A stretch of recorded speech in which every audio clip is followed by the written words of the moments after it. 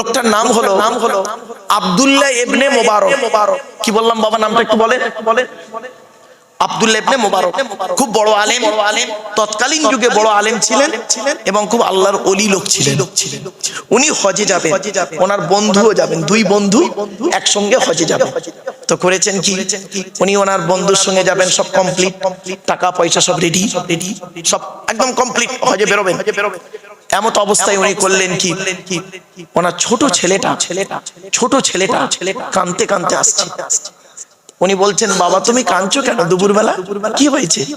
উনি বাচ্চাটা বলছে, আব্বা গ্রামে একটা লোক গোস্ত রান্না করে খাচ্ছে, তা আমি গিয়ে গোস্ত চাইলাম, আমাকে দিল না, তাই কাঁদছি। আব্দুল্লাহ ইবনে মুবারক রাহমাতুল্লাহ আলাইহি মনে করলেন, হয়তো মনে হচ্ছে লোকটি আমার প্রতি কোনো রাগ রয়েছে, সেই রাগটা আমার প্রতি, রাগটা আমার উপরে আদায় করতে না পেরে আমার বাচ্চার উপরে আদায় করছে। যাই হজে যাওয়ার আগে লোকটার কাছে ক্ষমা চেয়ে আসি। উনি করলেন কি, ছেলেটার হাতটা ধরে লোকটার বাড়িতে গেলেন, দরজা বন্ধ, আওয়াজ দিলেন, ভেতর থেকে লোকটা দরজাটা খুললো, খুলেই দেখছে এলাকার সবথেকে বড় আলেম আব্দুল্লাহ ইবনে মুবারক ওনার গেটে হাজির। উনি বলছেন, হুজুর আসসালামু আলাইকুম। ওয়ালাইকুম আসসালাম। হুজুর আসুন একটু ভেতরে আসুন। বলছে, না বাবা আমি ভেতরে যাব না, একটা কথা বলবো। বলছে, কি? বলছে, এই বাচ্চাটা আমার বাচ্চা, তুমি জানো? তো বলছে, জি জানি তো হুজুর, আপনার বাচ্চা জানি। ও তুমি জানো? জি। তুমি আজকের বাড়িতে গোস্ত রান্না করে খাচ্ছ? বলছে, জি। আমার এই বাচ্চাটা তোমার কাছে একটু গোস্ত চেয়েছিল। তো বলছে, জি। তা বাবা একটা বাচ্চাকে একটু গোস্ত দিলে ক্ষতি কি ছিল? তখন লোকটা ঝরঝর করে কাঁদছে, চোখ থেকে পানি পড়ছে। বলছে, বাবা কাঁদছো কেন? তখন কেঁদে কেঁদে লোকটা বলছে, হুজুর আজ 3 দিন হলো আমার বাড়িতে রান্না হয়নি, 3 দিন হলো বাড়িতে রান্না হয়নি, কচি বাচ্চারা অনাহারে আছে। আজ সকালবেলা কাজে গিয়েছিলাম, দুপুর হয়ে গেছে, কোনো কাজ পাইনি, তাই আমি একটা বাপ তো, বুকটা ফেটে যাচ্ছে, খালি হাতে বাড়ি যাই কি করে? খুব চিন্তা করছি কি করে খাবো, বাচ্চাদের মুখের পানি চেয়ে। আমি তো একটা বাপ। রাস্তায় আস্তে আস্তে দেখতে পাচ্ছি রাস্তার ধারে একটা মরা হালাল প্রাণী, কি বললাম, মরা হালাল প্রাণী পড়ে আছে। আমি চারিদিকে দেখলাম, ছুরি নিয়ে ওই মরা প্রাণীর গোস্ত কেটে নিয়ে বাড়িতে এসে রান্না করে খাচ্ছি। মরা প্রাণীর মাংস কোরআনে আল্লাহ হারাম বলেছেন, তবে কাদের জন্য হালাল জায়েজ? অসহায় ব্যক্তির জন্য। কিছু বুঝতে পারছেন? অতএব হুজুর আমি তো অসহায় নিরুপায়, আমার জন্য মরা প্রাণীর গোস্ত খাওয়াটা হালাল, কিন্তু আপনি তো হাজী সাহেব হজে যাবেন, আপনার বাচ্চার জন্য এই মরা প্রাণীর গোস্ত খাওয়া হারাম।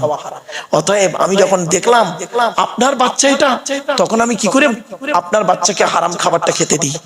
এই জন্য হুজুর বাচ্চাটাকে দিইনি, তাড়িয়ে দিয়েছি, একটু রাগ করেছি, তাই কেঁদে কেঁদে আপনার কাছে অভিযোগ করেছে।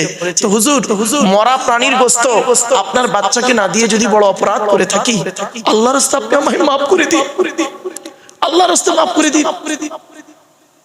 আব্দুল্লাহ ইবনে মুবারক রাহমাতুল্লাহ আলাইহির চোখ থেকে ঝরঝর করে পানি পড়ছে। বলছে, বাবা দাঁড়াও বাবা, আমি আসছি, দাঁড়াও আমি আসছি। সোজা বাড়ি গেলেন। বাড়িতে গিয়ে হজে যাওয়ার যত টাকা ছিল সমস্ত টাকা এনে ওই লোকটাকে দিয়ে বলছে, বাবা এই নাও, আমি হজে যাবার সমস্ত টাকা তোমাকে দিয়ে গেলাম, তুমি ব্যবসা করো, বাচ্চাদেরকে নিয়ে খাও, আমার জন্য দোয়া করো, আমি এবছর হজে যাবো না, আমার হজে যাওয়ার টাকাটা তোমাকে দিলাম। তো বছর হজে গেলেন না। ওনার বন্ধু কিন্তু হজে চলে গেছে। ওনার বন্ধু হজ করে বাড়ি ফিরে আব্দুল্লাহ ইবনে মুবারকের সঙ্গে দেখা করতে এসে বলছে, আসসালামু আলাইকুম। ওয়ালাইকুম আসসালাম। বলছে, ভাই আপনি কবে হজ থেকে ফিরলেন? তো আব্দুল্লাহ ইবনে মুবারক রাহমাতুল্লাহ আলাইহি কি বলছে জানেন? ভাই আমি এবছর তো হজে যেতে পারিনি, আমার হজের টাকাটা একটা গরিব ভাইকে দান করে দিয়েছি গ্রামে, হজে যেতে পারি। তখন বন্ধু বলছে, আপনি আমার সঙ্গে মিথ্যা কথা বলছেন, প্লিজ মিথ্যা কথা বলবেন না। সে কি, আমি যেতে পারিনি ভাই, আল্লাহর কসম করে বলছি হজে যাইনি। বন্ধু কি বলছে শোনো, আল্লাহর কসম করে বলি, আমি হজ মুবারকে গিয়ে কাবা শরীফ যখন তওয়াফ করছি, আমি নিজে চোখে দেখতে পাচ্ছি আমার আগে আগে আপনিও কাবা শরীফ তওয়াফ করে যাচ্ছে। তাই নয়, সাফা মারওয়া দৌড় করছি, মিনা মুজদালিফায় যাচ্ছি, যেখানেই যাচ্ছি হজরে আসওয়াদে চুমা দিতে যাচ্ছি, সেখানেই দেখছি আমার আগে আপনি চুমা দিয়ে বেরিয়ে যাচ্ছেন, ভিড়ের মাঝে কথা হচ্ছে না। এমন কি রাসূলের রওজা মোবারকে গিয়ে যখন আমি সালাম দিচ্ছি দেখতে পাচ্ছি আমার আগে আগে আপনি সালাম দিয়ে বেরিয়ে যাচ্ছেন। আমি মনে মনে ভাবলাম কি এমন অপরাধ করেছি, তাই হজ থেকে ডাইরেক্ট আপনার কাছে এসেছি।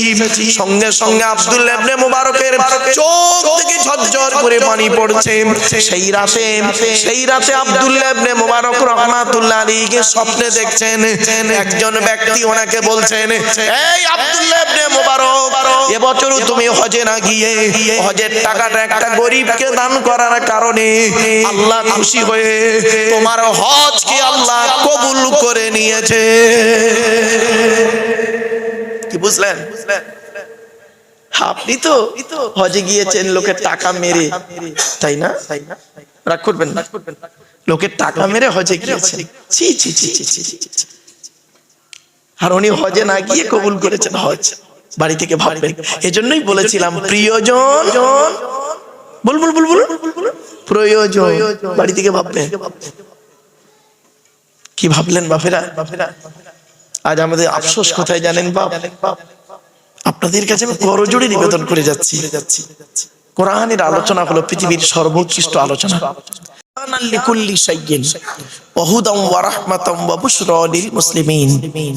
কোরআনের এই আয়াতটি 14 নম্বর পারার 16 নম্বর পৃষ্ঠার 4 নম্বর লাইনে সূরার নাম সূরা নাহলের 89 নম্বর আয়াতে আল্লাহ বলেন, নবী তোমার উপর আমি এই কোরআন অবতীর্ণ করেছি।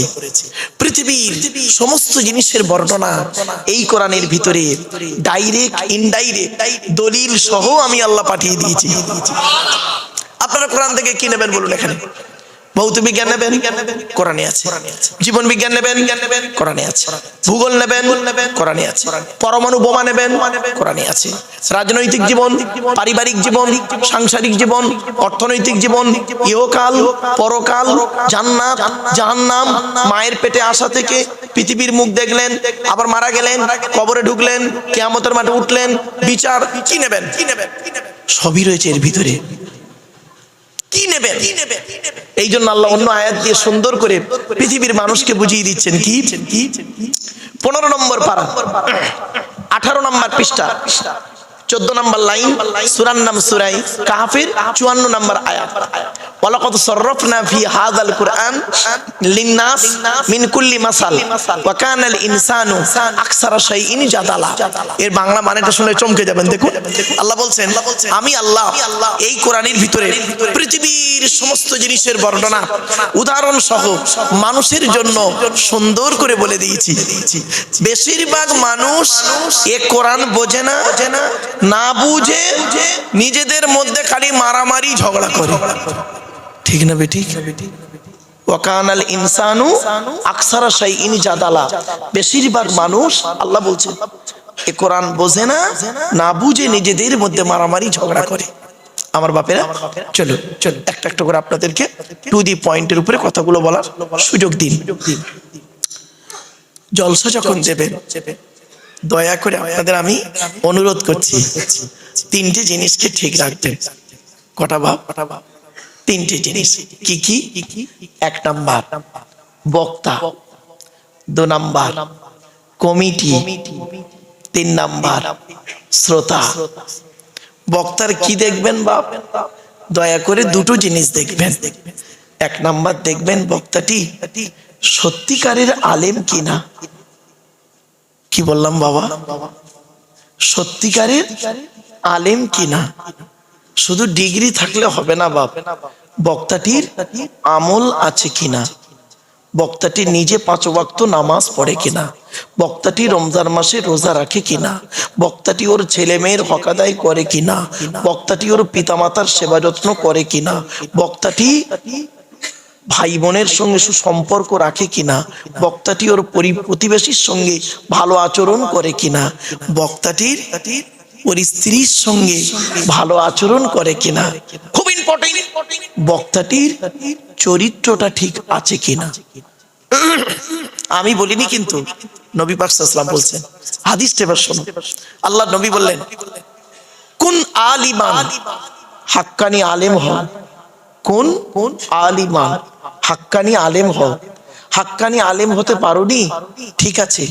আও মুতাআল্লিমান, হাক্কানি আলেমের ছাত্র হও, তাও সুযোগ পাওনি, ঠিক আছে। আও মুস্তামিয়ান, হাক্কানি আলেমরা যেটা বলে মনোযোগ সহকারে শ্রবণ করো, আমল করো, তাও সুযোগ পাওনি, ঠিক আছে। আও মুহিব্বান, হাক্কানি আলেমদেরকে অন্তর দিয়ে ভালোবাসো।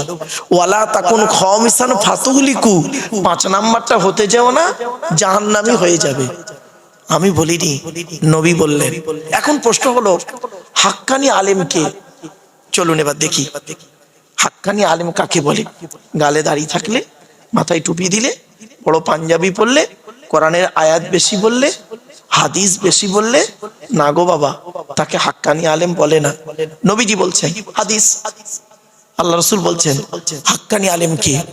আল্লাহু আজওয়াদু জুদান ওয়ানা আজওয়াদু বানি আদম ওয়াজাদুকুম বাদি রাজুলুন আলিমা ইলমান ফানাশরাহু ইয়াতি ইয়াউমাল কিয়ামাতি আমিরান ওয়াহিদা। এই হাদিসের বাংলা মানেটা শুনুন। আল্লাহ নবী বলেন, আল্লাহ হলেন সবথেকে বড় দাতা। আল্লাহর পরে বড় দাতা হলাম আমি, মুহাম্মদ সাল্লাল্লাহু আলাইহি সাল্লাম। আমার পরে বড় দাতা কে জানো? আল্লাহ নবী বলছেন, আমার পরে পৃথিবীর বড় দানশীল ব্যক্তি কে জানো?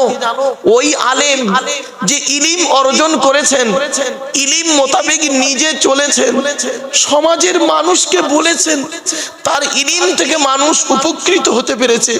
ওই শ্রেণীর আলেমদেরকে কিয়ামতের মাঠে আল্লাহ এক একটা দলের আমির, নেতা করে, সরদার করে তুলবে। আমার বাপেরা, মাইকের সামনে এসে কিছু বলে দেবার নাম বক্তা নয়। 3টে জিনিস কোনোদিন ব্যাকে আসে না, সব সময় সামনের দিকে যায়। 1 নাম্বার, ধনুক থেকে তীরটা বের হয়ে গেলে ওই তীরটা আর কোনোদিন ব্যাকে আসে না। 2 নাম্বার, দেহ থেকে আত্মাটা বের হয়ে গেলে ওটা আর পৃথিবীতে রিটার্ন দেওয়া হয় না।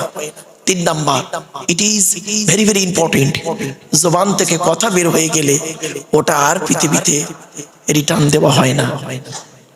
মনে রাখবেন বাপেরা, 1 ঘন্টা ওয়াজ করতে গেলে 3 ঘন্টা বই পড়তে হবে, 3 ঘন্টা স্টাডি করতে হবে, পড়াশোনা করতে হবে 1 ঘন্টা লেকচার দিতে গেলে।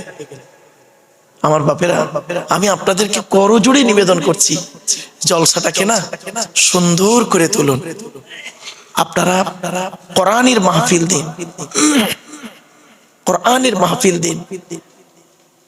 2 দিনে 3 6 জন বক্তা ওয়াজ করেছেন, তাই না বাবা? তাই তো নাকি? আমি ভুল বলছি? বাইরে 3 6 জন বক্তা, কালকে 3 জন, আজ 3 জন, 6 জন বক্তা। 6 জন ভাই যদি 6টা সূরার তাফসীর করতেন, তাহলে 20 বছর পরে 6 কোটি বল 120টা সূরার তাফসীর হতো। অর্থাৎ গোটা কোরআনটা কি রোজিপুরের মানুষ জানতে পারত। কোরআনের সূরা আছে তো মোটে 114টা। আমার বাপেরা, সবই রয়েছে এর ভিতরে। প্লিজ আমি আপনাদেরকে অনুরোধ করছি, আসুন একটা একটা করে আলোচনা করি। আচ্ছা বাপেরা, টেনে টেনে বলছি না বলে অসুবিধা হচ্ছে? হ্যাঁ, একটু দাঁড়ান, মালটা একটু গরম হয়ে যাক, টেনে টেনে দিচ্ছি বাবা, কারণ মানে টান না দিলে খুব সমস্যা বাবা। চলেন টান দিচ্ছি বাবা, একটু ধৈর্যের পরিচয় দিন। চলো, তাহলে 1 নাম্বার কি বললাম? বক্তা। 2 নাম্বার কমিটি। জলসা কমিটি আলাদা, মসজিদ কমিটি আলাদা। জলসা কমিটি হতে গেলে বাপ, হাতে ধরে বলে যাচ্ছি, কমসে কম 3টে গুণ থাকা দরকার। শুধু জলসা কমিটি থাকবে না, বক্তা, শ্রোতা, কমিটি 3 জনের থাকতে হবে। কি 1 নাম্বার, সৎ হতে হবে। কি বললাম বাবা? আচ্ছা, সৎ কোন লোকটাকে বলে? গালে দাড়ি রাখলে, মাথায় টুপি দিলে, 5 ওয়াক্ত নামাজ পড়লে, রমজান মাসে রোজা রাখলে, আর মোসাফা করলে হাতটা একটু নরম মতো হলে। আরে বোকা লোক, যার বয়স 90 বছর, এমনিতেই চামড়া গুটিয়ে হাত নরম হয়ে যায়, ঠিক না? রাগ করবেন না, চলুন চলুন। নবীজি বললেন সৎকে, নবীজি বললেন তোমরা আমাকে দুটো জিনিসের গ্যারান্টি দেবে, দুটো জিনিসের গ্যারান্টি দাও। সাহাবীরা চুপ। পেছন থেকে একজন বললেন, হে নবী, আমরা যদি দুটো জিনিসের গ্যারান্টি দিই, বিনিময়ে আপনি আমাদের কিছুর গ্যারান্টি দেবেন? নবীজি বললেন, হ্যাঁ। তোমরা যদি দুটো জিনিসের গ্যারান্টি দাও, আমি তোমাদের এই জান্নাতের গ্যারান্টি দিয়ে দেবো। সাহাবীরা বললেন, বলুন। এক নাম্বার নবী বললেন, দুই ঠোঁটের মাঝখানে এই জিভের গ্যারান্টি দাও। হারাম খাবার খাওয়া থেকে জিভটাকে ঠিক করো, বাজে ভাষা বলা থেকে জিভটাকে ঠিক করো, পরনিন্দা পরচর্চা করা থেকে জিভটাকে ঠিক করো। এক নাম্বার। আর দু নাম্বারটা কি? দুই রানের বীজখানে লজ্জাস্থানের গ্যারান্টি দাও। দুই ঠোঁটের মাঝখানে দুই রানের বীজখানে, এই দুটো জিনিসের গ্যারান্টি তোমরা আমাকে দাও, আমি মুহাম্মদ সাল্লাল্লাহু আলাইহি ওয়াসাল্লাম তোমাদের জান্নাতের গ্যারান্টি দিয়ে দেবো। যান বাড়ি চলে যান। গিয়ে দেখবেন হয় চাচার নিচে খারাপ, নয় চাচার উপর খারাপ। আমি বলি দি Messenger of Allah, the messenger of Allah, peace be upon him, said, the best among you those with good manner. নবী বলেন তোমাদের মধ্যে উত্তম ব্যক্তি ওই লোকটা যার ক্যারেক্টার চরিত্র ভালো, ওই লোকটা হলো উত্তম ব্যক্তি। একজন উকিল, ব্যারিস্টার, মাস্টার, ডাক্তার, মোল্লা, মনীষা, পীর সাহেব, দরবেশ সাহেব, আমির সাহেব, মুফতি সাহেবের যদি চরিত্র খারাপ হয়, একজন টোটোওয়ালার চরিত্র যদি ভালো হয়, টোটোওয়ালাটাই হলো আল্লাহর কাছে প্রিয় ব্যক্তি। কি আফসোস, হুকমের কারণ নিয়ে চাচা আমার পাকা চালিয়ে তাহাজ্জুদের নামাজ পড়ছে। হুকমের, রাগ করবেন না ভাই, নবীজি বলেছেন, আমি বলিনি। লানাল্লাহু মান সারাকা মানারাল আরদি, ওই সমস্ত লোকেরা জাহান্নামে যাবে যারা জমির আল চুরি করে করে জমি বাড়িয়ে নেয়। কত আলচোর চাচা এখানে বসে আছে, আল্লাহই ভালো জানে। কি মুশকিল। আমার বাপেরা, চলুন একটা একটু আলোচনা করি। এক নাম্বার হলো কি, সৎ হতে হবে। আপনাকে, আমাকে, সকলকে সৎ হতে হবে। এই জন্য বলা হয়েছে many loss is something lost, health loss is nothing lost, but character loss is everything lost. মানুষের যদি টাকা চলে যায়, ইনকাম করলে টাকাটা আবার ফিরে আসবে। মানুষের যদি শরীর চলে যায়, ভালো মন্দ খেলে শরীরটাও ফিরে আসবে। কিন্তু বন্ধু, মানুষের যদি চরিত্র চলে যায়, চরিত্র কিন্তু আর ফিরে আসবে না। এই জন্যই নবী বলেছিলেন দুই ঠোঁটের মাঝখানে দুই রানের বীজখানে। কথাটি মাথায় রাখুন। চলো না কি যাই। দুই নাম্বার, জলসা কমিটি হতে গেলে হালাল খাবার খেতে হবে। শুধু জলসা কমিটি একা হালাল খাবে? বক্তা, শ্রোতা, কমিটি সকলকে হালাল খেতে হবে। চলুন চলুন, একটা বাস্তব কথা আপনাদের বলছে, শুনলে চমকে যাবেন। এই 2025 সালের ঘটনা। বোম্বাইতে গিয়েছিলাম জলসা করতে। তা কলেজের প্রফেসর, হিন্দু ব্রাহ্মণ ঘরের ছেলে, ব্রাহ্মণ ঘরের সন্তান, উনি একজন হিন্দু মানুষ, কলেজের প্রফেসর আমাকে বলছেন, স্যার আমি আপনার বক্তব্য খুব শুনি ইউটিউবে, আমি এবং আমার স্ত্রী দুজনেই শুনি। আমি বললাম থ্যাংক ইউ। আপনার বাড়ি কোথায়? বলছে আমার বাড়ি কলকাতায়, আমি কর্মসূত্রে মহারাষ্ট্রে আছি। বলছে আমি একটা প্রশ্নের উত্তর জানতে এসেছি আপনার কাছে। কি? বলছে স্যার আমি কোরআন পড়লাম। Thank you. বলছে কোরআনে লেখা আছে, দেখলাম শুকরের গোশত খাওয়া হারাম, শুকরের মাংস ভক্ষণ করা হারাম, মদ খাওয়া হারাম, সুদ খাওয়া হারাম, ব্যভিচার করা হারাম। কাদের জন্য হারাম স্যার? যারা আল্লাহকে বিশ্বাস করে, নবীকে বিশ্বাস করে, তাদের জন্য তো হারাম। আমি তো আল্লাহকে বিশ্বাস করি না, নবীকে বিশ্বাস করি না, তাহলে আমি যদি সুদ খাই, মদ খাই, শুকরের মাংস যদি ভক্ষণ করি, ব্যভিচার যদি করি, কেন আল্লাহ আমাকে কিয়ামতের মাঠে শাস্তি দেবে? আমাকে তো হালাল খেতে বলিনি। প্রশ্নটা বুঝতে পেরেছেন? আর ভাই প্রশ্নটা বুঝতে পেরেছেন কি বলুন? উত্তরটা দিচ্ছি, শুনুন। মারাত্মক কঠিন প্রশ্ন। আল্লাহ কেন আমাকে শাস্তি দেবেন? আমি তো কোরআন পড়ে দেখলাম, কোরআনে লেখা আছে ইয়া আইয়ুহাল্লাযীনা আমানু, এর মানে তো হচ্ছে হে ঈমানদার বান্দাগণ। আমি তো ঈমানদার নই, তখন আমি বললাম, স্যার আপনি গোটা কোরআন পড়েছেন? বলছে হ্যাঁ। আমি বললাম, প্লিজ স্যার কিছু মনে করবেন না, একটু মিস্টেক হয়ে গেছে কোন এক জায়গায়। সে কি? আমি বললাম, স্যার আপনি কি জানেন এই টোটাল কোরআনে, শুনে নিন বাপেরা, এই টোটাল কোরআনে 3 শ্রেণীর লোককে আল্লাহ হালাল খেতে বলেছেন। কয় শ্রেণীর লোক? 3 শ্রেণীর লোক। চলুন দেখি এই 3 শ্রেণীর মধ্যে আমরা পড়ি কিনা একটু দেখি। উনি পট করে কাগজ কলম বের করে নোট করছেন। বলুন। তাই বললাম 1 নাম্বার কোরআনে বলা হয়েছে নবী রাসূলদেরকে আল্লাহ হালাল খেতে বললেন। পট করে উনি বললেন, আচ্ছা নবী রাসূলরা তো হালাল খাবেন, তো এটা আল্লাহর বলার কি দরকার ছিল? কিছু বুঝতে পারছেন ওয়াজ? আমি বললাম, স্যার কেন বলেছে জানেন? যাতে করে সাধারণ মানুষের মাথায় এটা না ঢুকে যায় নবী মানে যা খুশি তাই, এত সহজ নয়। কোরআনে বলা হয়েছে 8 নম্বর পারা 10 নম্বর পৃষ্ঠা 6 নম্বর লাইন, সূরার নাম সূরা আরাফ, ফালানাসআলান্নাল্লাযীনা উরসিলা ইলাইহিম ওয়ালানাসআলান্নাল মুরসালিন। এর বাংলা মানে কি? প্রত্যেক নবী রাসূলকে আমি কিয়ামতের মাঠে জিজ্ঞাসা করব, আপনাকে পৃথিবীতে নবী করে পাঠিয়েছিলাম, আপনি কি আপনার দায়িত্ব পালন করেছিলেন? আপনাকে পৃথিবীতে রাসূল করে পাঠিয়েছিলাম, আপনি কি আপনার দায়িত্ব পালন করেছিলেন? নবী রাসূলদেরকে যদি এইরকম প্রশ্নের সম্মুখীন হয় রজিপুরের মানুষ, আপনি আমি কোন ধরনের মানুষ? আপনাকে আমাকে প্রশ্নের সম্মুখীন হতে হবে না? শুনে নিন, কোরআন বলছে আয়াহসাবুল ইনসানু আইয়ুতরাকা সুদা, সূরা কিয়ামার মধ্যে আল্লাহ বলছে 29 পারা, মানুষ কি মনে করেছে এমনি ওকে ছেড়ে দেবো? এত সহজ নয়।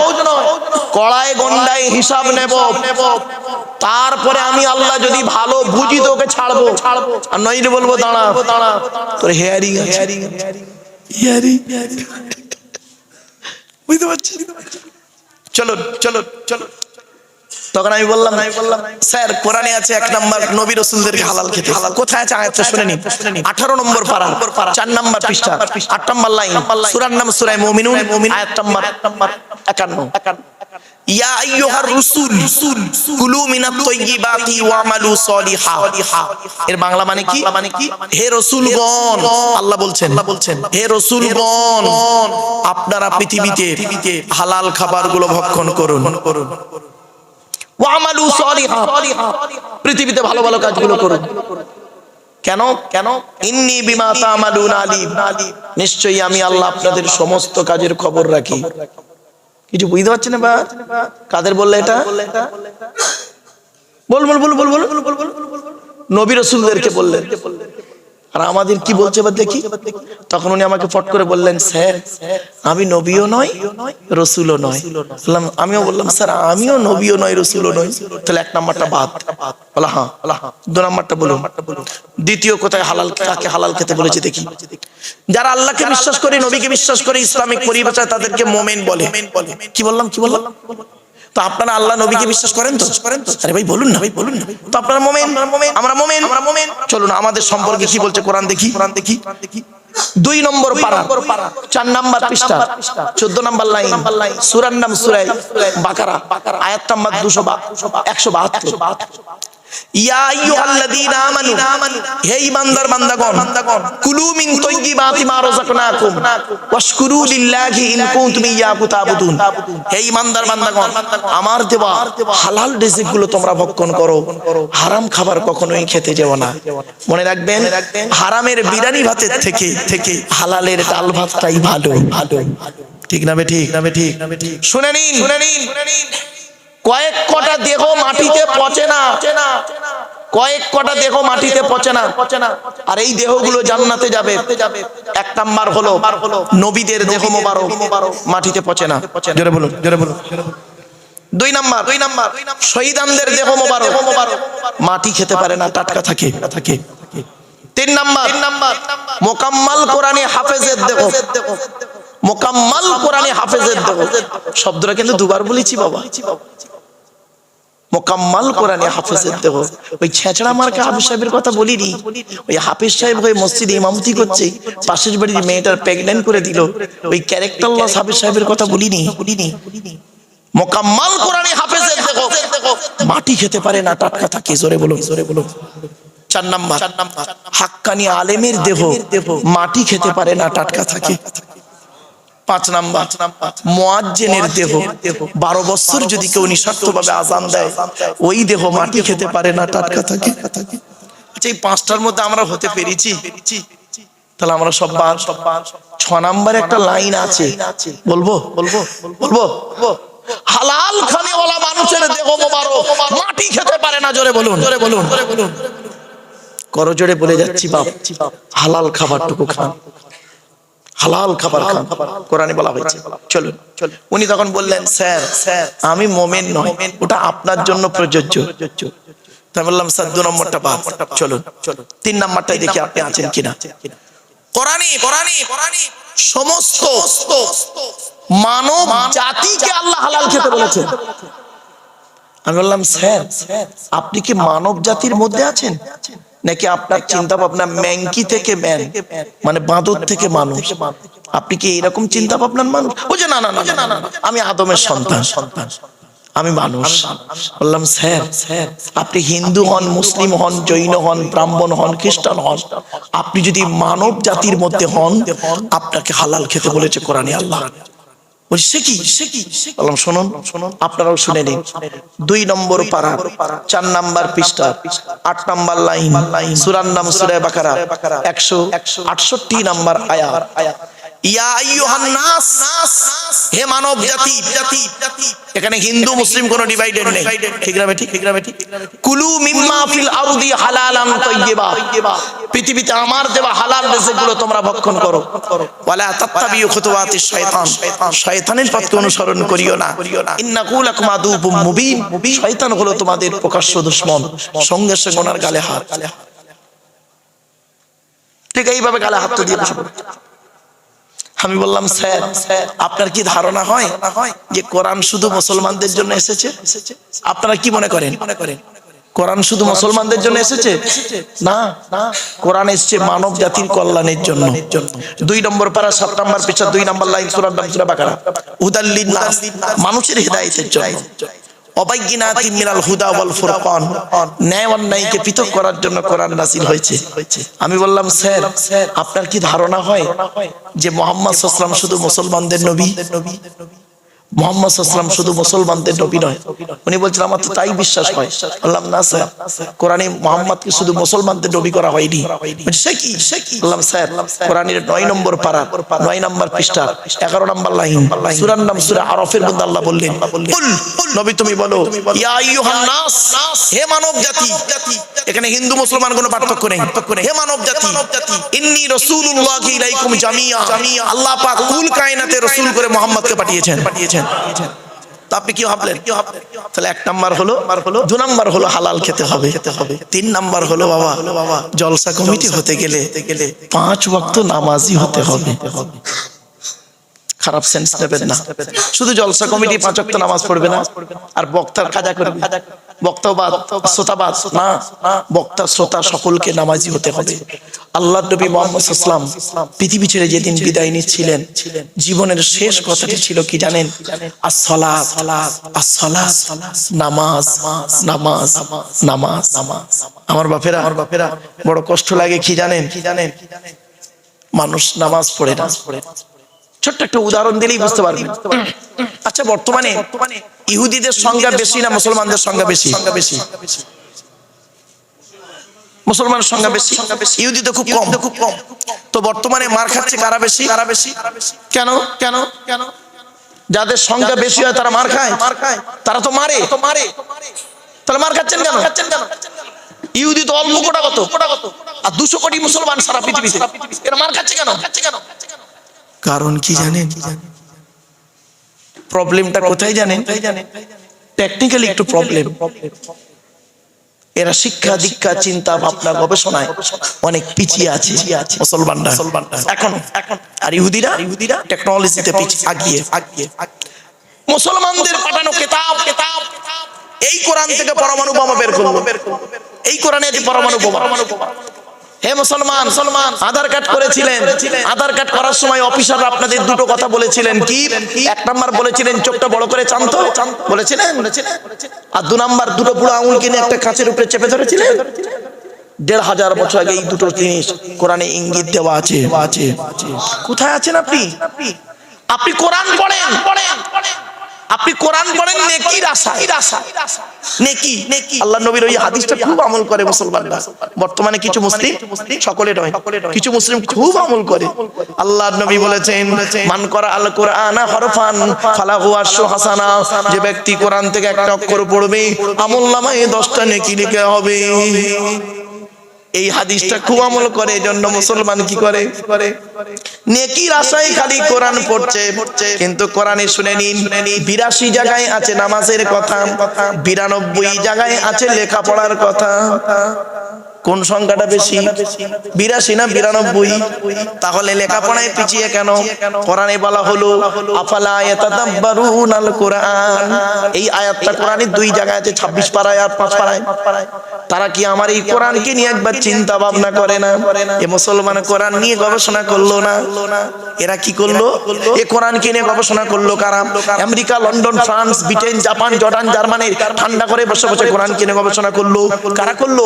হ্যামফ্রে Davy, Michael Faraday, Einstein, Isaac Newton, doctor Maurice Bucaille, mister Cook, mister জাবিরি, mister Campbell, Raja Rammohan Roy, Ishwarchandra Vidyasagar, Rabindranath Tagore, Acharya Jagadish Chandra Bose, Francis বেক, ফ্রান্সিস ডেক, উইলিয়াম স্কিটমোর, Williams Harvey, Thomas, George Bernard, এরা কোরআনকে নিয়ে গবেষণা করলো। আর আমরা কি করলাম?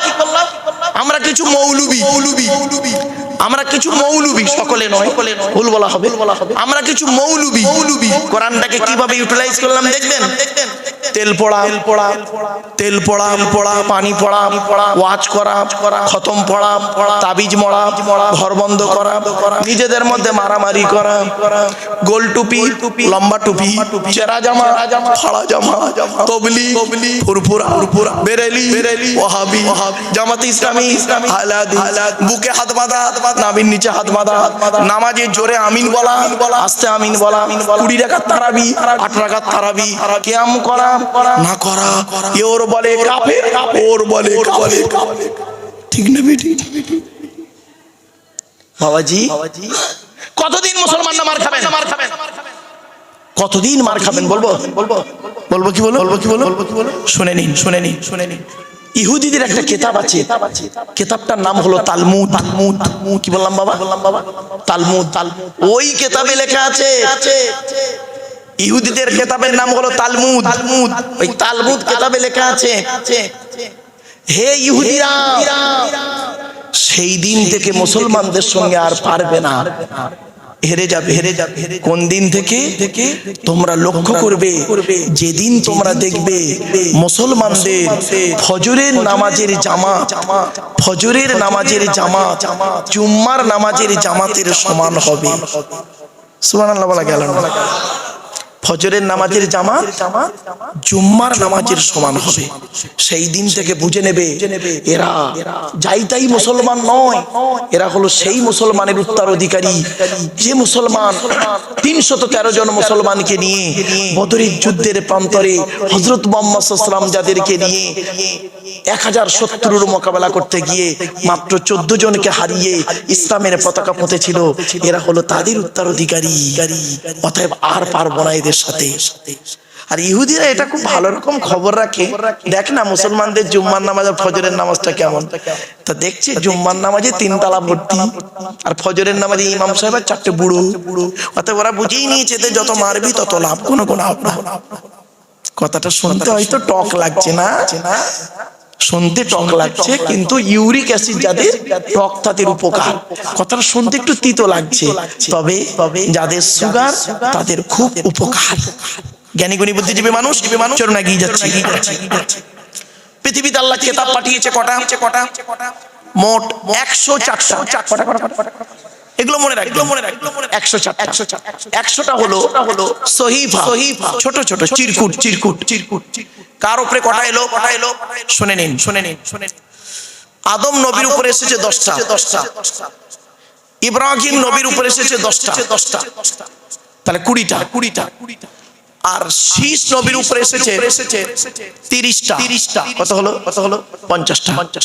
ইদ্রিস নবীর উপরে এসেছে 50টা। কত হলো? 100টা। মোট এসেছে কটা? 104। 104। 1 নম্বর কিতাবের নাম কি? কিতাবটার নাম হলো তাওরাত।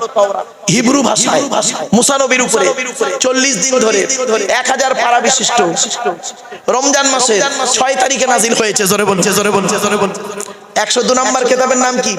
কিতাবটার নাম জবুর। জবুর বললাম, জবুর। দাউদ নবীর উপরে গ্রিক ভাষায় নাজিল হয়েছে। গ্রিক ভাষায় দাউদ নবীর উপরে 150 পারা বিশিষ্ট, কত 150 পারা বিশিষ্ট রমজান মাসে 8 তারিখে নাজিল হয়েছে। 103 নম্বর কিতাবের নাম কি? কিতাবটার নাম হলো ইনজিল। নবীটার নাম হলো ঈসা। কিতাবটা এসেছে সুরিয়ানি ভাষায়। কি ভাষায়? সুরিয়ানি ভাষায়। কিতাবটা হলো কত পারা? 27 পারা। রমজান মাসে 18 তারিখে নাজিল হয়েছে। 104 নম্বর কিতাবের নাম কি? কোরআনুল মাজিদ। মুহাম্মদ সাল্লাল্লাহু আলাইহি ওয়াসাল্লামের উপরে আরবি ভাষায় রমজান মাসে লাইলাতুল কদরের রাতে 30 পারা বা খণ্ড বিশিষ্ট 1 ফেব্রুয়ারি সোমবার 610 সালে কোরআন নাজিল হয়েছে। হেরা নামক গুহায় কোরআনের প্রথম বাক্য ছিল ইকরা, রি, পড়ো পড়ো পড়ো। আর আমাদের এখন বাক্য হলো গেল গেল গেল। পেট শান্তি, দুনিয়া শান্তি। অনেক মুসলমানের বাড়িতে গিয়ে দেখবেন সানসেট গুলোতে বিশাল বড় বড় কিতাব কেনা আছে। ছেলে আমার মাস্টার, ডাক্তার, ইঞ্জিনিয়ার, প্রফেসর হবে, কোর্টের জজ হবে, ভালো আলেম হবে। আর অনেক মুসলমানের বাড়িতে গিয়ে দেখবেন সানসেট গুলোতে বিশাল বড় বড় তরকারির হাঁড়ি আছে, মাল বকরাই দেবে। ঠিক না বেটি? হাড়ি দিয়ে ঘর ভর্তি না করে কিতাব দিয়ে ঘর ভর্তি করো। ছেলেকে ধনী না বানিয়ে জ্ঞানী বানিয়ে যান। যে জাতি লেখাপড়ায় পিছিয়ে সে জাতি সব দিকে পিছিয়ে। বাংলায় একটা কথা আছে, শতমূর্খ লয়ে আমি স্বর্গে নাহি যাব, দ্বাদশ পণ্ডিত নিয়ে পাতালেই রব। 100 জন মূর্খ মানুষকে নিয়ে স্বর্গে গিয়ে কোনো লাভ নেই। 12 জন শিক্ষিত লোককে নিয়ে নরকে থাকা অনেক ভালো। মূর্খ বন্ধুর থেকে শিক্ষিত শত্রু ভালো। কথাটা শুনতে হয়তো খারাপ, কিন্তু বাস্তব কথা। শুনে রেখে দিন, আপনারা ছেলেদেরকে যেমন মাধ্যমিক, উচ্চ মাধ্যমিক, বিএ পাস, এমএ পাস, আলেম, হাফেজ, মাস্টার, ডাক্তার, ইঞ্জিনিয়ার, প্রফেসর করাচ্ছেন, সাথে সাথে মেয়েদেরকেও মাধ্যমিক, উচ্চ মাধ্যমিক, বিএ পাস, এমএ পাস, আলেম, হাফেজ, মাস্টার, ডাক্তার, ইঞ্জিনিয়ার, প্রফেসর করাবেন। কারণ কি জানেন? ইংরেজিতে একটা কথা আছে, 1 mother is equal to 100 teacher. একটা মা হলো 100 জন শিক্ষকের সমতুল্য। একজন পুরুষ যদি শিক্ষিত হয় সে কেবল নিজেই শিক্ষিত হয়, একজন নারী যদি শিক্ষিত হয় গোটা পরিবারটা শিক্ষিত হয়। ঠিক না বেটি? ইসলামে নারী শিক্ষার গুরুত্ব বহু, আমরা তো আপনাদের কাছে তুলে ধরিনি বাবা। এজন্য অনুরোধ করে আপনাদের কথাগুলো বলে যাচ্ছি, হয়তো শুনতে কেমন লাগবে, একটু ধৈর্যের পরিচয় দিন বাপেরা। চলুন আগিয়ে যাই একটা করে। আচ্ছা ভাই, আপনারা হজ করতে চান? আরে ভাই বলুন না, একটু কথা বলুন। প্রত্যেকেরই মন চায় হজ করতে। তো হজে যেতে গেলে তো টাকা লাগবে। আপনার তো মনটা আছে যাওয়ার। দেখবেন একটা ঘটনা বলবো, শুনলে চমকে যাবে। হজে না গিয়ে হজ কবুল হয়ে গেছে। কি হজে না গিয়ে তার হজ আল্লাহর দরবারে কবুল হয়েছে। শুনে নিন এখানে ভালো করে, সংক্ষেপে বলছি বোঝার জন্য, একদম সংক্ষেপে। ওই এক্সাম্পল না আনলে তবে বোঝাতে পারবো ভালো।